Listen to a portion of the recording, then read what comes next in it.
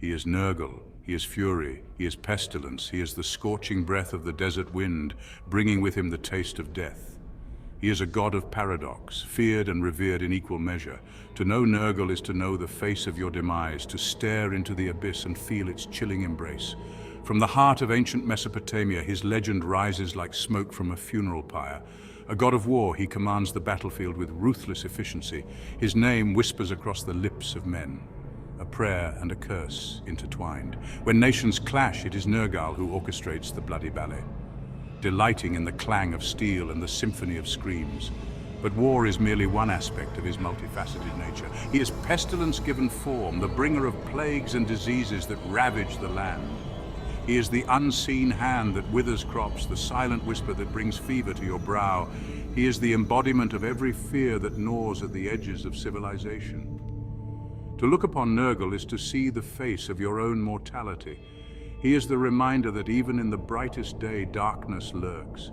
He is the god of endings, and his touch, though terrifying, is an inevitable part of life's grand cycle.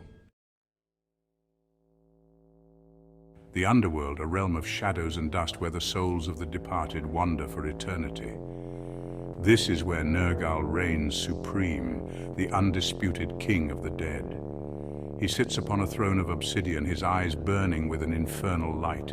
His queen is Ereshkigal, the lady of the great below. Their marriage, a tale as old as time, speaks of a union between two powerful forces, destruction and decay. It is a bond forged in darkness, a testament to the cyclical nature of life and death. Their love, if it can be called such a thing, is not one of tenderness and light, but of shared power and understanding. Ereshkigal, with her cold beauty and dominion over the departed, is the perfect consort for the raging god of death. Together, they rule the underworld with an iron fist, their word law among the shades. But Nergal's reign in the underworld is not one of cruelty alone. He is the shepherd of souls, guiding them to their final resting place. He ensures the order of the afterlife, maintaining a delicate balance between life and death, light and darkness. Nergal is a deity of many aspects, his identity fluid, his nature ever-shifting like the desert sands. He's often associated with other gods, their powers and domains woven into his own, creating a complex tapestry of divinity. Erra, the god of war and chaos, is often seen as a manifestation of Nergal's more destructive side. He is the unbridled rage, the berserker fury that consumes all in its path. When cities burn and empires crumble, it is the hand of Erra, guided by Nergal's will, that fans the flames. Then there is Rulership, a god of plague and pestilence, often depicted with a scimitar, much like Nergal himself. Where Nergal represents the all-encompassing force of disease, Rulership is the specific manifestation, the fever that burns, the cough that racks the body. These syncretic relationships highlight the multifaceted nature of Mesopotamian religion. Gods were not always seen as distinct entities, but rather as forces that could overlap and intermingle, their powers waxing and waning depending on the situation. Imagine, if you will, the face of a lion, its mane a tangled mess of fire and shadow. Its eyes, burning coals, seem to pierce the veil of reality, gazing directly into your soul. This is the face of Nergal, a visage both terrifying and awe-inspiring. He is often depicted as a powerful warrior, clad in armor of burnished bronze and wielding a fearsome scimitar. His body radiates heat, a physical manifestation of the fiery inferno that burns within him. He is a being of immense power, capable of both creation and destruction with equal ease. But there is more to Nergal than brute strength and fiery rage. He is also a god of intelligence and cunning, his mind as sharp as the blade of his scimitar. He is a master strategist, able to see the patterns of fate and manipulate them to his will. His personality is a reflection of his dual nature. He is both terrifying and alluring, capable of great kindness and unimaginable cruelty. He is the embodiment of the natural world with its cycles of life and death, creation and destruction. In the heart of ancient Mesopotamia, nestled among the rolling plains, lay the city of Kuta. This was Nergal's city, his domain, a place where the living paid homage to the god of the dead. At the heart of Kutha stood Meslam, the grand temple dedicated to Nergal. Its towering ziggurat, a testament to human ambition and devotion, scraped at the heavens. It was a place of pilgrimage, where kings and commoners alike came to offer sacrifices and seek the favor of the underworld god. Within the temple's hallowed halls, priests performed elaborate rituals, their voices echoing through the chambers, chanting prayers to appease their fearsome deity. The air hung heavy with the scent of incense and burnt offerings, a constant reminder of Nergal's presence. Kutha was a city imbued with death, but not in a morbid or sorrowful way. It was a place of acceptance, where the cycle of life and death was not feared, but embraced. It was a reminder that even in the face of death, life in some form continues. The Mesopotamian underworld, known as Kur, was more than just a desolate realm of shadows and dust. It was a vast and complex kingdom, ruled over by Nergal and Ereshkigal with an iron fist. Imagine, if you will, a realm of subterranean caverns and labyrinthine tunnels stretching out into the darkness.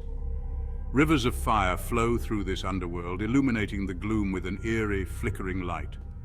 The air is thick with the stench of decay, and the silence is broken only by the mournful cries of the dead. Within this realm, Nergal holds court. He sits upon a throne of obsidian, his gaze piercing the darkness. He is surrounded by his retinue of demons and spirits, grotesque creatures that do his bidding. But Nergal's rule is not one of tyranny. He is a just and even-handed ruler, ensuring that the souls of the departed are treated fairly. He weighs their hearts against a feather, and those who are found wanting are cast into the abyss. To invoke Nergal is to invite chaos and destruction. His priests, cloaked in robes as black as midnight, whispered his name with a mixture of fear and reverence. Their rituals were not for the faint of heart, for they often involved sacrifices, both animal and in some cases human. Incantations were uttered in hushed tones, their words imbued with the power to summon the god of plagues. The air would grow heavy, the stench of blood and fear mingling with the smoke of incense. The ground would tremble, as if Nergal himself were rising from the depths of the underworld. These rituals were not undertaken lightly. Nergal was a force of nature, and like any force of nature, he was unpredictable and often dangerous. But for those who sought his favor, for those who wished to harness his power for their own ends, the risks were often worth the potential rewards. Section 8. The dual nature of destruction, protector and punisher. Nergal's duality is central to understanding his place in the Mesopotamian pantheon. He is not simply a force of destruction, but a god of balance. He represents the cyclical nature of life and death, creation and destruction. As a bringer of plagues and diseases, he is feared as a punisher, a bringer of chaos. Yet, he is also invoked for protection, particularly against the very forces he embodies. Amulets bearing his image were worn to ward off evil spirits and diseases. This seemingly contradictory nature reflects a sophisticated understanding of the world. The Mesopotamians recognized that destruction was not inherently evil, but a necessary part of life. Just as a forest fire clears the way for new growth, so too does Nergal's destructive power pave the way for renewal. The key to understanding Nergal lies in recognizing that his power, though terrifying, is ultimately in service of a greater cosmic order. He is the god of endings, yes, but every ending is also a beginning. Section 9. The Burning Eye of Heaven, Nergal's celestial associations. Nergal's dominion extends beyond the underworld. He is also associated with celestial bodies, particularly Mars and the Sun. This connection further emphasizes his dual nature, his capacity for both scorching heat and life-giving warmth. Mars, the red planet, was seen as a symbol of war and chaos, a fitting association for the god of destruction. Its fiery hue mirrored the burning rage that dwelled within Nergal. The planet's unpredictable movements across the night sky were interpreted as omens of war and upheaval. Yet Nergal was also linked to the sun, the giver of life. This association highlights his role in the cycle of life and death. Just as the sun nourishes the earth with its warmth, so too does Nergal's destructive power clear the way for new life to flourish. This celestial connection adds another layer of complexity to Nergal's character. He is not simply a god of the underworld, but a force that permeates all aspects of existence, influencing both the heavens and the earth. Section 10. The Legacy of the Raging King. The worship of Nergal, though centered in Mesopotamia, spread far and wide, influencing other cultures and religions. His name echoed through the halls of history, his image appearing on amulets and cylinder seals, a testament to his enduring power. The Greeks associated Nergal with their god of war, Ares, while the Romans saw him as a counterpart to their god of the underworld, Pluto. These syncretic relationships highlight the universality of certain archetypes, the enduring power of gods who embody fundamental forces of nature. Even today, echoes of Nergal can be found in literature, art, and popular culture. He is a reminder that the ancient gods, though seemingly distant, continue to exert a powerful hold on our imaginations. His story serves as a cautionary tale, a reminder of the destructive power that lies dormant within us all. But it is also a story of balance, of the cyclical nature of life and death, creation and destruction. Section 11. Conclusion. A god for life and death. Nergal, the raging king of the underworld, he is the god of war, pestilence, and death.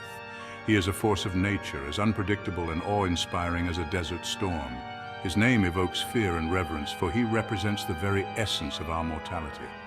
Yet he's also a god of balance, a reminder that destruction is not the end, but merely a stage in the eternal cycle of existence. He's the shepherd of souls, guiding the departed to their final resting place. His reign in the underworld is not one of cruelty, but of order and justice. To understand Nergal is to understand the duality of existence, the interplay of light and shadow, creation and destruction. He is a god for both the living and the dead, a reminder that even in death, there is a spark of divinity. He is Nergal, he is the raging king, and his legacy will endure as long as the sun rises and sets, as long as life finds a way to flourish from the ashes of destruction.